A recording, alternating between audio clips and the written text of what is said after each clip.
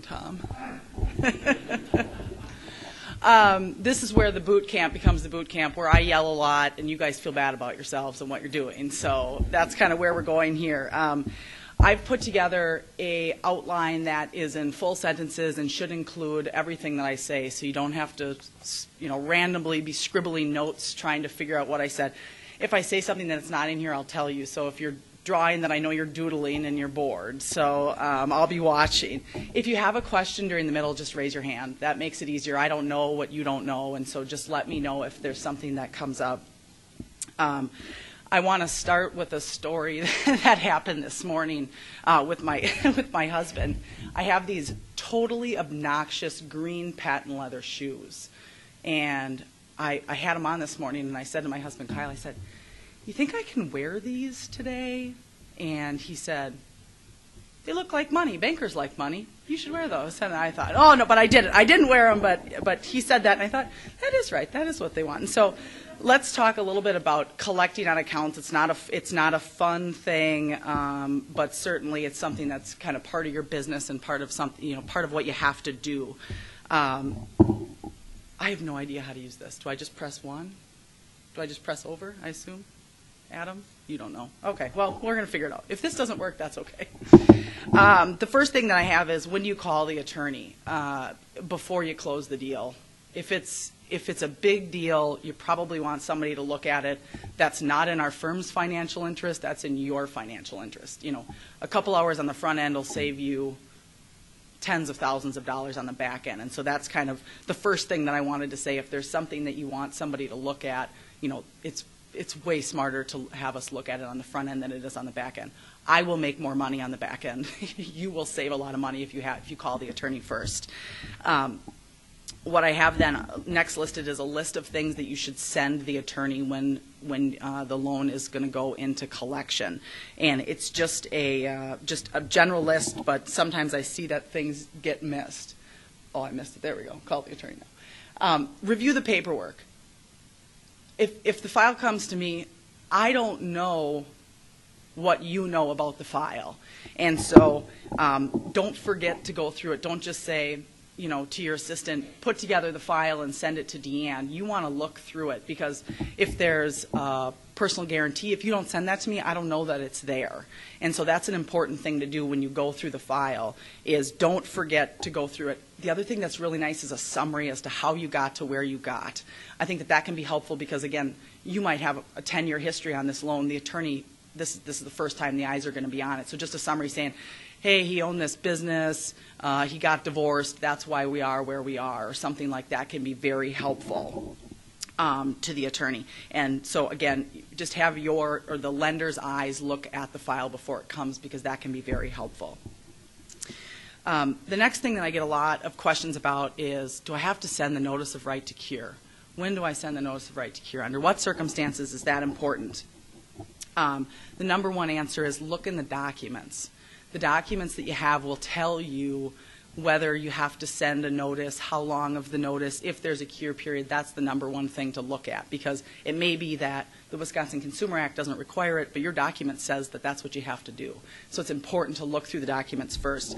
But the other thing is, if you're covered by the Wisconsin Consumer Act, if the loan is covered by the Wisconsin Consumer Act, you have to send that notice of right to cure. And I feel like some of the bank documents say, no notice is required unless it's required under the Wisconsin Consumer Act. Well, that doesn't help you, because you think, well, I don't know if it is or not. The Wisconsin Consumer Act covers loans under $25,000, and it also, but doesn't cover loans that are a first lien on real estate, and only covers consumer loans. So when you think about it, is this loan with Joe Smith personally? If there's not one of those business purpose statements, okay, this is probably a consumer loan. Is it less than $25,000? I'm probably going to need to send that notice of right to cure. So that's just something to think about on that. I have my next don't wait to send the notice. A lot of times I feel like with community bankers, you're thinking, how can I write this loan? How can I fix this? Let's work together. I hate that attorney. I don't want to send this loan to her. And so you're waiting to send the notice while you're trying to negotiate it. sometimes your loan document may say 30-day notice.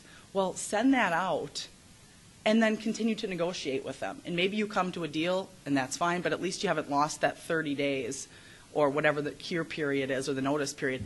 Just get that out and tell the customer, listen, I need to send this. That doesn't mean that I'm not going to continue to talk to you, but don't wait to send that, because sometimes that's just more time logged on the file before the attorney can do anything on it, or you can continue with your collection action on that.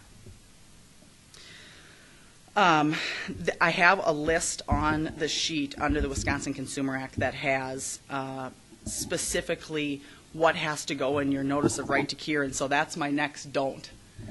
Use the form.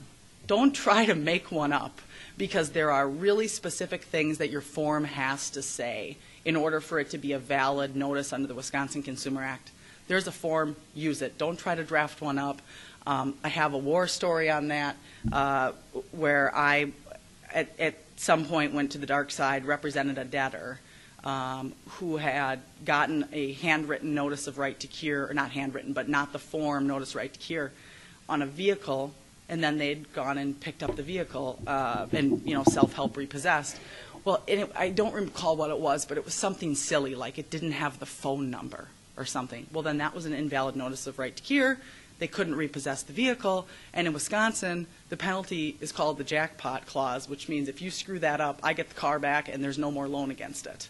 And so it's a big deal. Use the form. You don't want to screw up the notice of right to cure. It's simple, and so that's just something to think about, and just use the form. That's my thought on that.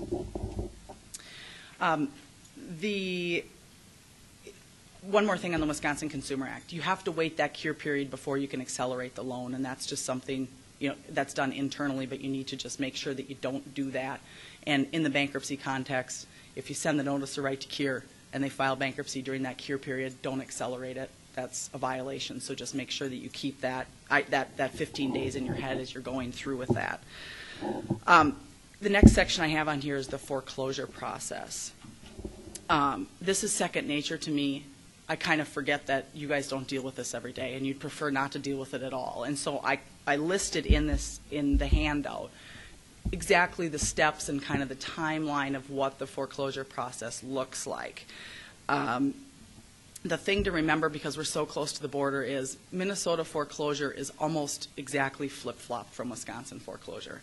So if you're, and I know that you have to kind of turn your brain over when you're dealing with Minnesota foreclosure, and so it's just something to remember. There the sale is first, here the sale is last, and so it's just these rules that I have in here are Wisconsin specific. The summons and complaint obviously goes out. That's my next don't on here. Don't forget to talk to the attorney about what the property's like.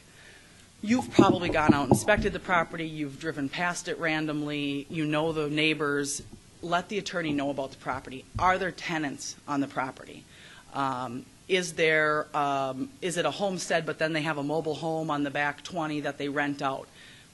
I don't know those things, but you do. And so if you share those things, there's important things that we can put in the complaint, or we have to put in the complaint.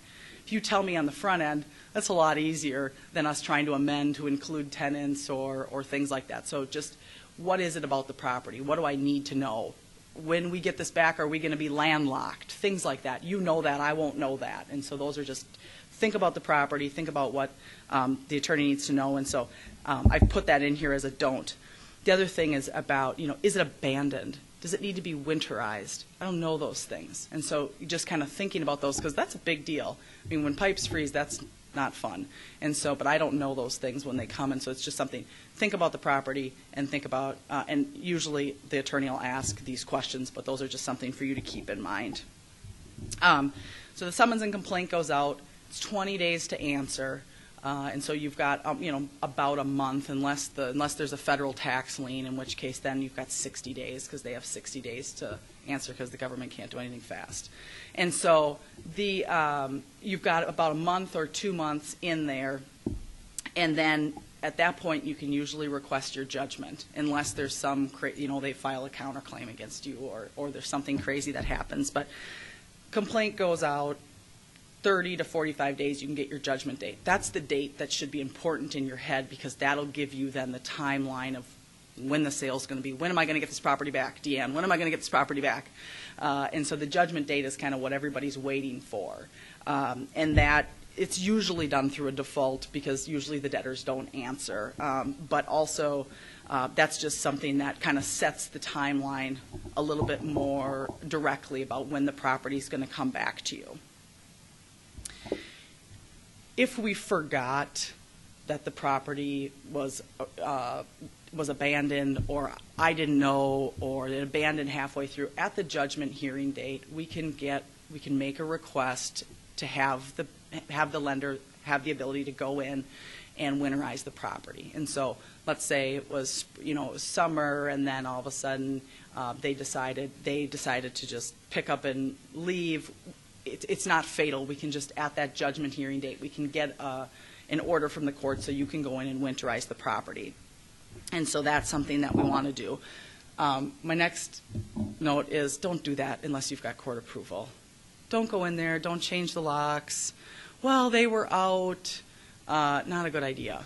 And I think around here the attorneys aren't quite as aggressive with that, but just on listservs and what I see kind of in the Milwaukee-Madison area, I mean, then people have gotten sued for conversion and sued for trespass, and so it's just not pretty, it's not worth it. And so even if somebody's left and you know that they've moved to Florida, just make sure that we get a court order before you go in there and, winterize or change the locks or anything like that, or, tape up the window that was broken.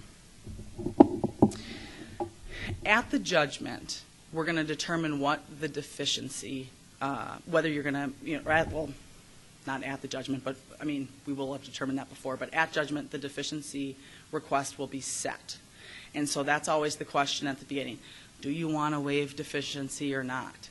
What does this look like? Meaning, do you want to have the ability that if you come up short at the sheriff's sale, can you go back after those borrowers for a judgment? The deficiency, I think there's some misconceptions about this. The deficiency is set at the sale. So let's say at the sheriff's sale you're owed $200,000. You bid in $150,000 because that's really what the property's worth. Your deficiency judgment then is $50,000. If you hold on to that property for 2 years and sell it for $250,000, meaning that you've made $50,000, that deficiency judgment is still set. So it doesn't matter. Or the other way. Let's do the other way. You're owed $200,000. You bid in $150,000. Your deficiency is $50,000. You then sell it for $100,000. You don't get the $100,000 deficiency. Your deficiency is set based upon your bid price. And so that's just something to think about from the bank side. And I think that sometimes that can be it's counterintuitive. Because you think, well, what are my actual losses? That doesn't matter. Your deficiency is going to be set at the sale. The deficiency request, whether you're going to go after someone, is important because it doubles your redemption period if you want the opportunity to go after someone for a deficiency. And so that's an important thing, and that's why I think most of the big banks on their residential foreclosures, they say, we're not going to go after deficiency because then instead of a 12-month redemption period, it's only a 6-month redemption period. Well, that's a big difference when you say, I just want to get this property back and get it off my books. So that's, specifically why they do that. This is my favorite slide because this is my next don't. Don't be spiteful. Don't be revengeful. A loan went bad. You're over it. Let's think about it realistically.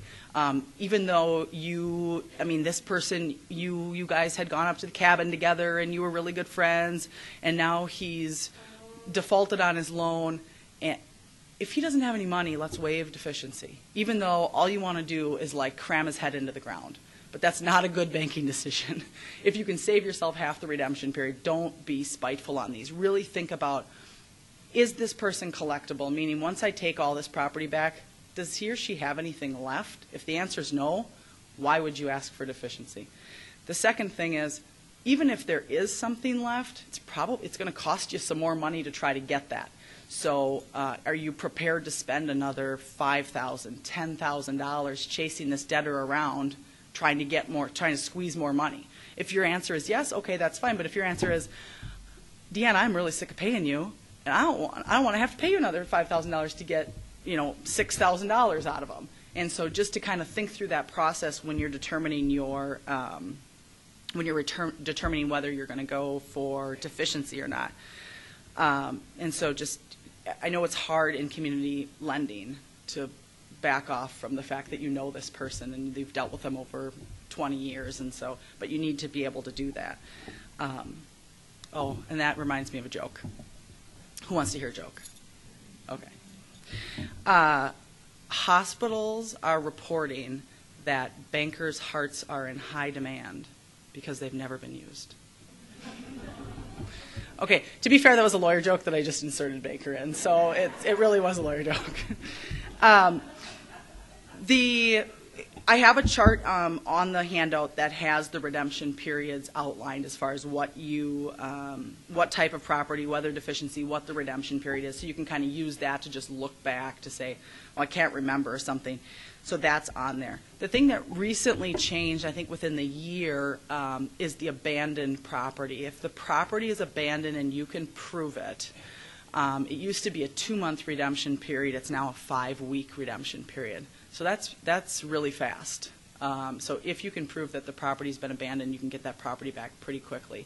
The courts around here, in my opinion, haven't scrutinized that a lot. I mean, if we have a banker's affidavit that says the window's busted and I've driven past it 3 times and then the garage door's always been closed, usually we can get the court to make a finding of abandonment. But I anticipate that will become more difficult as more people try to do that and more lenders are trying to get the property back more quickly.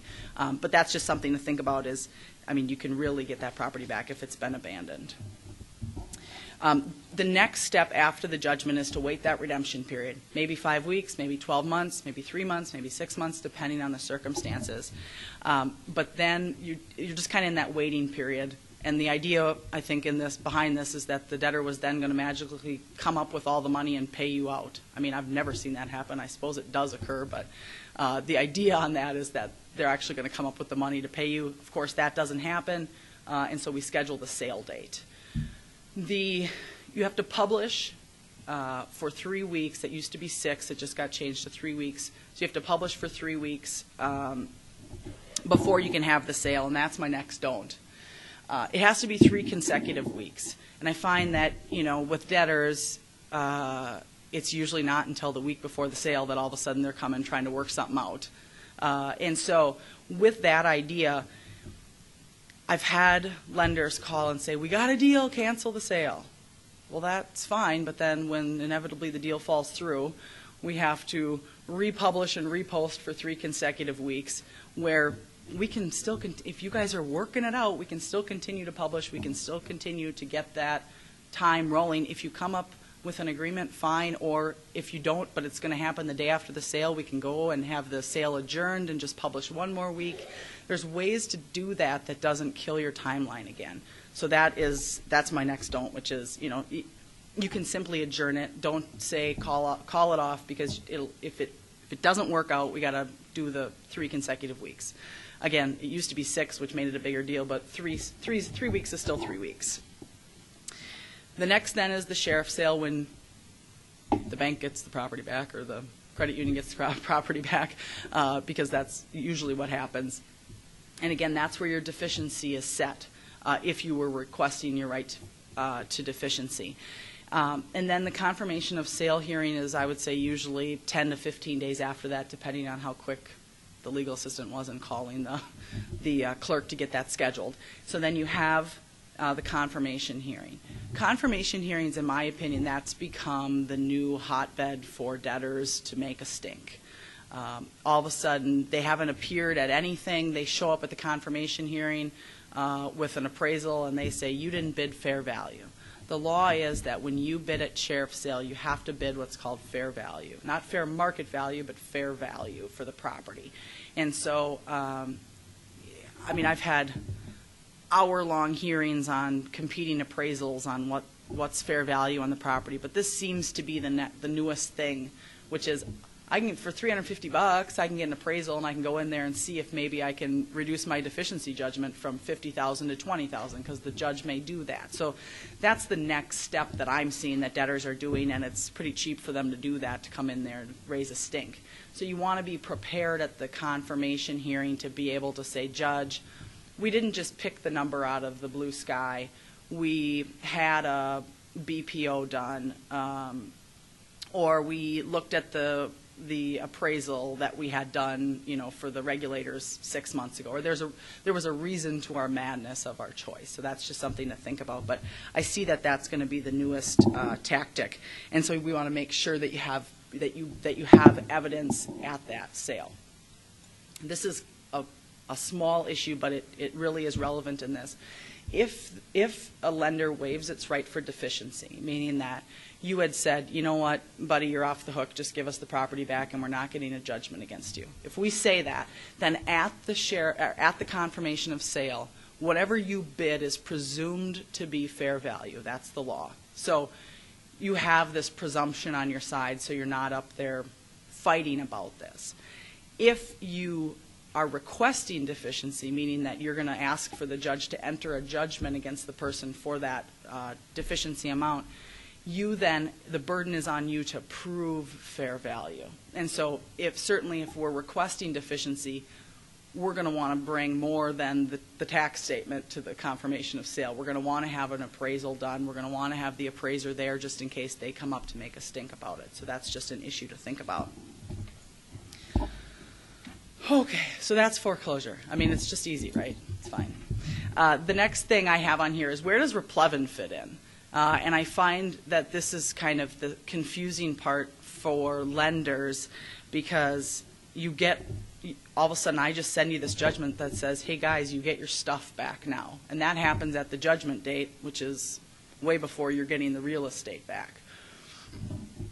And there's a lot of ways for you to get it back, but the easiest way is just to call them up and say, hey, we got the judgment. Do you want to voluntarily surrender your stuff? Maybe it's the Harley. Maybe it's the masonry tools.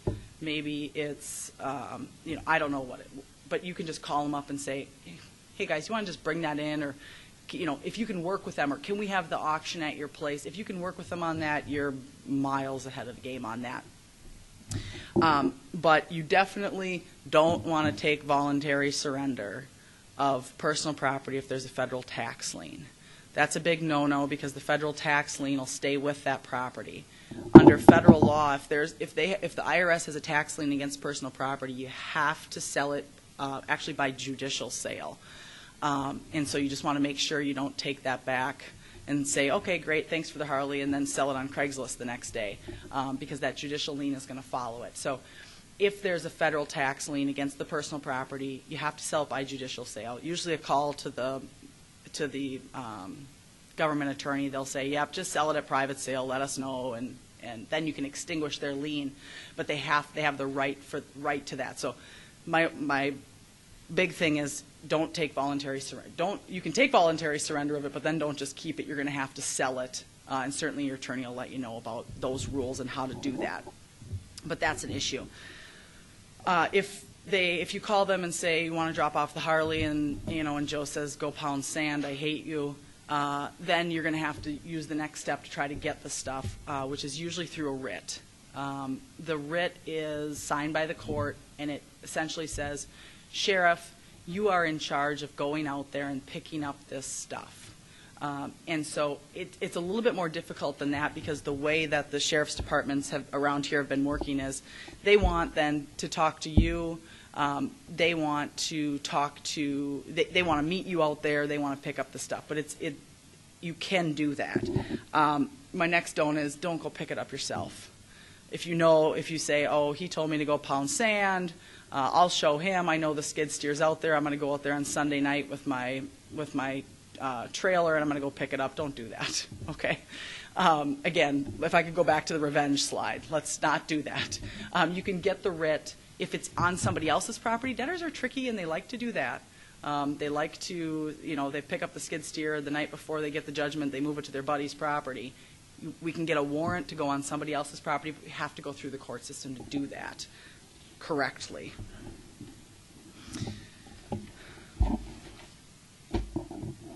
The other thing is you can have a supplemental hearing, which is just where you can make them appear and be sworn in and have to testify to where their assets are. That's kind of the last thing. Okay. The last thing I have on here is bankruptcy, which is a topic all in of itself. And I know that this is the point where you just want to like put your head under your desk because every time you get a bankruptcy notice, you don't know what to do. But the number one thing is don't bury your head in the sand. There's deadlines. There's that first little one-page sheet that you get has kind of everything that you need to know about the bankruptcy. And certainly, you know, one call to me or your attorney, say, listen, we got this, what do we need to do? You can kind of run through the options real quickly. The first thing I have for that is when you get that notice, the stay goes into effect. That's really important. That's the automatic stay, which means you can't take any collection action. Again, that's been interpreted very broadly, which is no acceleration of the loans, no sending out the notices. Even if they say, hey, Joe, we're going to keep it. We're going to keep the loan, keep sending us the notices. You're going to be fine through this. Don't send the notices. They're going to have to make the payments without the notices. Okay, so that's the first thing. The second thing is the reaffirmation agreements. If they're going to reaffirm, you have a timeline to do that. It's 60 days after the 341 hearing. 341 hearing is listed on that first notice that you see. So you just have to think, okay, 60 days from that, that's how long I have to get a reaffirmation filed. Otherwise, I can't do it. Okay, so that's the other thing. The last thing is once you see the notice of discharge, that'll get mailed to you. You can't attempt to collect any more debts. That's a violation of the discharge order, and then there's major sanctions for doing that. So they didn't sign a reaffirmation agreement, and they had an unsecured loan. That's it. You're out. That's fine. If you receive the discharge notice but you had a collateralized loan, you can't get the money from them, but you can still get your collateral back through some steps. So that's just things to think about. And I have those three, and I'm whizzing through these because Tom's giving me the hairy eyeball. Yeah, Andrea? Mm-hmm.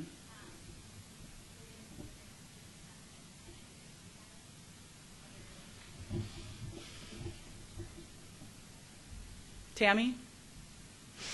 Tammy's our CPA and attorney, so I'm asking her about the 1099-C. You know, I've looked at the rules for the 1099-C, and there are specific instances about when you send them and when you don't. So you're saying that you've charged it off or you haven't? But you still have the second mortgage on record. I'd have to look at the regs. I mean, I've looked at them once before, and Tammy obviously isn't helping me. But no, but there are specific rules, but it seems strange to me that you would send the 1090-C if you were leaving your mortgage there, because it's really just an internal charge-off. Then it hasn't been. Tom, any ideas? Okay. Good. Well, you win question of the day. Thanks for coming.